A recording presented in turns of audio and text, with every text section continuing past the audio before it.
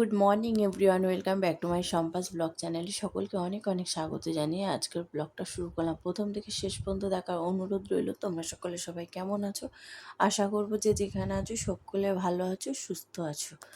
আর আমিও ভালো আছি, কিন্তু কতদিন হয়ে গেছে বন্ধুরা আমি ভিডিওটা করতে পারিনি, কিছু কারণের জন্য করা হয়নি। তো ভাবলাম চলো আবার স্টার্ট করা যায়। মেয়ে কবে থেকে বলছে, মা তুমি এখন ভিডিও করছো না।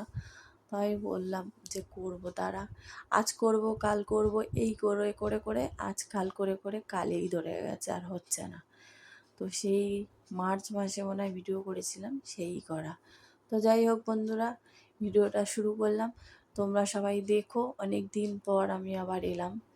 প্রায় 4 মাস 5 মাস হয়ে গেল ভিডিও করা হয় না। তো এখন বসে গেছি সবজি কাটতে, আর ওদিকে বড়মশাই চিংড়ি এনেছিল, চিংড়িটা ভেজে নিলাম, কারণ মামাম সোনাকে আনতে যাবো, এগুলো গুছিয়ে টুছিয়ে রেখে যাচ্ছি, কারণ রান্না করতে পারবো না, রান্না করতে গেলে দেরি হবে, তার কারণে। আর অত তাড়াহুড়ো করে রান্না করলে না বন্ধুরা, রান্নাটা সেরকম ভালো হবেই না। তো আজ করব ওল চিংড়ি, তাই জন্য এই যে ওল কেটে টেটে গুছিয়ে রেখে দেবো, মানে আর কি আনাজটা কেটে রাখলে এসে ঝটপট রান্নাটা করা যাবে। আর এদিকে চিংড়িটাও ভেজে রেখে দিলাম। সকালে বড়মশাইকে ভেজে দিয়েছিলাম, খেয়ে গেছিলো বড়মশাই। তো তারপরে বাকি চিংড়িটা বলি ভেজে নিই। তো এই দেখো এখানে এই যে বটবটি আলু কেটে নিয়েছি, আর ওল আর আলু কেটে নিয়েছি। ওল চিংড়ি হবে আর বটবটি আলু ভাজা হবে। আর যদি সময় থাকে তাহলে ডাল করব, না হলে করব না। তো সব তো কাটাকুটা হয়ে গেছে, এবারে আমি ভালো করে ধুয়ে এগুলো জলে ভিজিয়ে রেখে দেবো। গুছিয়ে রেখে দিলে বন্ধুরা, সত্যি কথা বলতে আসলাম এসে রান্নাটা বসিয়ে দিলে হয়ে যায়। তো ওই জন্য ভাবলাম না, হাতে সময় আছে, কেটে গুছিয়ে রাখি, রান্নাটা না এসেই করব, তার কারণে।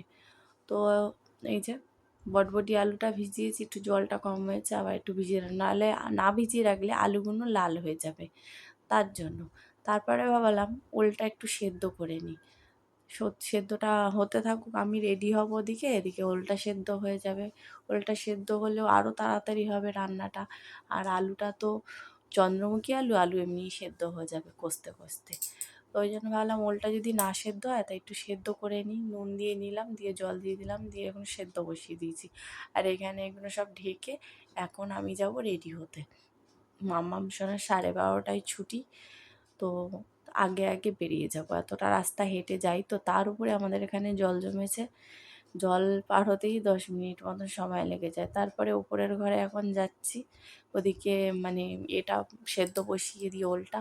তো জানলাগুলো বন্ধ করে রেখে যাবো। এই দেখো মেঘলা মেঘলা করছে আকাশটা থেকে থেকে, কারণ এই জানলাগুলো যদি না বন্ধ করি সামলাতে পারবে না মেয়ে, তার জন্য বলি জানলা বন্ধ করে দিয়ে যাই। তো এই দেখো চারিদিকেই জানলাগুলো খোলা ছিল, দোতলার জানলাগুলো বন্ধ করে দিয়ে যাচ্ছি, তাহলে আর আসতে হবে না। জামা কাপড়গুলো যদি বৃষ্টি আসে তাহলে তুলে নেবে। কোন দিকে যাবে বলো, জামা কাপড় তুলবে, এদিকে এসে উপরের ঘরের জানলা মানে বন্ধ করবে, তাই। তারপরে এই দেখো আমি রেডি হয়ে গেলাম, তো এখন সোনাইকে আনতে যেতে হবে বলে, তো এই যে রেডি হয়ে গেছি। তো এবারে এই ঘরের জানলাটা বন্ধ করার পালা। এই ঘরের জানলাটাও বন্ধ করব, যতটা পারি ততটা গুছিয়ে রেখে দিয়ে যাই, না হলে হুটোপাটি লেগে যাবে। আর মেজো সোনা ঘুমাচ্ছে, কারণ 5:30টায় ওঠে, ওর স্কুল 6টা থেকে, তার জন্য। তো এখন ওই এসেছে, ও একটু পড়তে বসেছিল, একটা কথা বলছে, ওদিকে ঝিমাচ্ছে। আমি বললাম তুই ঘুমিয়ে নিয়ে দুপুরবেলা পড়তে বসবি। তো দেখো এই বললাম, তবে তো এখন ঘুমাচ্ছে, বড় মেয়ে আছে, বলে এলাম জামা কাপড়গুলো বৃষ্টি আসলে তুলবি। তো আমি চলে এসেছি, এখন এ দেখো বেরিয়ে গেছি, গুটি গুটি পায়ে এখন যাচ্ছি, কতটা জল দেখতেই পাচ্ছ।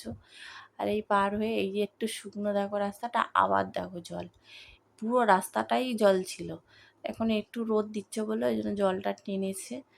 তো প্রচুর জল বন্ধুরা, ভালো লাগে না। আর মানে এমন জায়গায় এসেছি না, মানে কি বলবো, রাস্তা দেখো, রাস্তা ঠিক থাকে যদি জল পার হতে হয় সেটা ঠিক আছে, বর্ষাকালে এমনি বেশি বৃষ্টি ভারী বৃষ্টি হলে একটু জল টল জমে যায়। আর এই রাস্তাটার একদম অবস্থা খারাপ, তার উপরে এই পাইপলাইনের কাজগুলো চলেছে, খুঁড়ে খাড়ে একদম বাজে করে দিয়েছে। তো চলো এবারে জল টল মানে শেষ, এবারে যাব শুকনো ডাঙা থেকেই যাচ্ছি, ওই জন্য একদম প্যান্ট নিচে নামিয়ে নিয়েছি, এই জন্য তোমাদের দেখাচ্ছি। দেখো এইবারে শুকনো এদিকে রাস্তাগুলো। তো এবার সোনাইকে দেখো নিয়ে চলে এলাম আমি। তো সোনাই এখন জল খাচ্ছে, বলছে গলা শুকিয়ে গেছে মাম্মি। তো আমি বললাম ঠিক আছে খেয়ে নাও। আর আসার সময় কেক খেতে খেতে এসছে, কারণ আমি নিয়ে গেছিলাম কেক। তারপরে এই যে এসে দেখি মেয়ে ঘুম দিয়ে উঠে গেছে, চোখ মুখ ওইটুকুতেই ফুলে গেছে। তো বলে আমি বললাম কখন উঠেছে, বড় মেয়েকে জিজ্ঞেস করছি, বলছে এই তো এক্ষুনি উঠলো।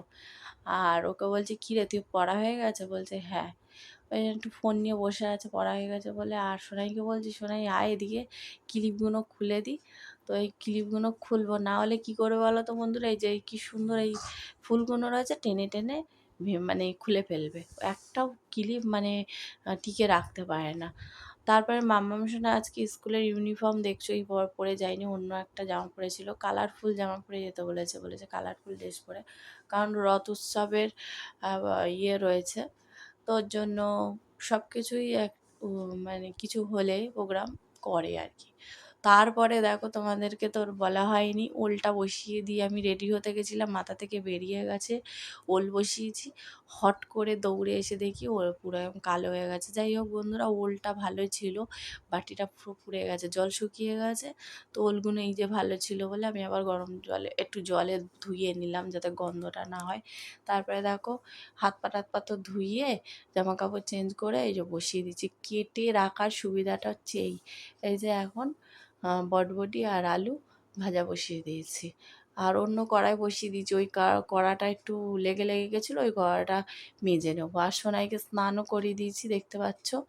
ও এসে ওই ঘরে গিয়ে বসে গেছে, আমি বললাম এই ঘরে বসে টিভি দেখ, ও দেখবে না ওই ঘরে। এবারে যখন মেজো মেয়ে এই ঘরে এসে টিভি দেখবে, তখন এরা দুইজন মিলে ঝগড়া করবে। কারণ ছোটো ঘরের টিভিটা না, আর কিছুদিন আগে বৃষ্টি যখন না মানে হচ্ছিল, খুব জোরে জোরে বাজ পড়ছিল, আমাদের এই বাড়ির আশেপাশে কোথাও বাজ পড়েছে, পড়ে আর সেই দিনে আর বলো না, সব কিছু টিভিটার মানে আর কি ওই ঘরের টিভিটা আর কি পুড়ে গেছে, আর আমাদের ঘরের পাখাটা পুড়ে গেছে, এই দুটো জিনিস ক্ষতি হয়েছে। মেনটা কিন্তু ফেলে রেখেছিলাম, তারপরেও এরকম হয়েছে। টিভিটা যেহেতু প্লাগটা খোলা ছিল না ওই ঘরের, তার জন্য। আর পাখাও বন্ধ ছিল, এত বড় ক্ষতিগুলো হয়ে গেল। আর কি করা যাবে, তো যাই হোক পাখা ঠিক করা হয়ে গেছে, পাখা না ঠিক করলে কি করে থাকবো, সবসময় তো এসিটা ছাড়া থাকা যায় না, যতই এসি থাকুক এসি সবসময় আমি ছাড়িও না। তো যাই হোক ওই জন্য খুব কষ্ট হচ্ছিলো, 3-4 দিন ধরে কষ্ট করেছি, তারপরে পাখাটা নিয়ে এসছে বড়মশাই নতুন কয়েল টয়েল লাগিয়ে। তো টিভিটা এখনও সারাই করা হয়নি, তো বড়মশাই বলছে একটু রাস্তাটা শুকোক তারপরে গিয়ে টিভি সারাই করতে দেবো দোকানে।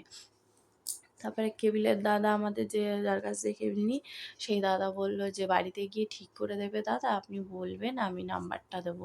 তো বড়মশাই ভাবছে রাস্তাঘাট এরকম জল কি আর ডাকবে, তাই আর ডাকেনি, বলে শুকনো টুকনো হোক আমি গিয়ে টিভিটার দোকান থেকে ঠিক করে নিয়ে আসবো, তার জন্য আর ফোন টোন করেও নি নেয়ও নি নাম্বার। তারপরে হচ্ছে গিয়ে মেয়েরা ওই জন্য মেজোমাকে বললাম ওই ঘরের টিভিটা দেখ। এখন যেহেতু ট্যাব দেখছে আর ও ওইদিকে বদমাইশি করছে, তাই ওকে বসিয়ে দিলাম। তারপরে একচোট খুব জোরে বৃষ্টি হয়ে গেল, এখন আর জামা কাপড়গুলো কেচে ফেলেছিলাম, বৃষ্টি হয়ে গেল।